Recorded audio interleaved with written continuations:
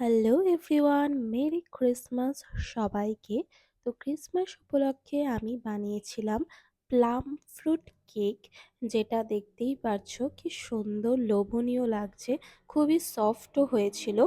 তো তার জন্য প্রথমেই আমি নিয়ে নিয়েছিলাম দুধ, তার মধ্যে সাদা তেল, তারপর সেটাকে ভালো করে মিশিয়ে নিয়ে গুঁড়ো চিনি দিয়ে দিয়েছিলাম।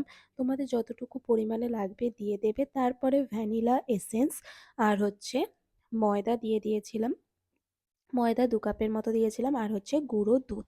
এগুলো দিয়ে ভালোভাবে মিশিয়ে তারপরে যে ড্রাই ফ্রুটসগুলো আমি রেখেছিলাম সবকিছু দিয়ে দিয়েছিলাম। টুটি ফুটি সবকিছু দিয়ে বানিয়েছিলাম। তারপরে ক্যারামেল বানিয়েছিলাম সুগার দিয়ে, সেটা দিয়ে দিয়েছিলাম। তারপরে বেকিং পাউডার, বেকিং সোডা আর ভিনিগার দিয়ে দেখতেই পারছো খুব সুন্দরভাবে মিশিয়ে আমি দিয়ে দিয়েছিলাম।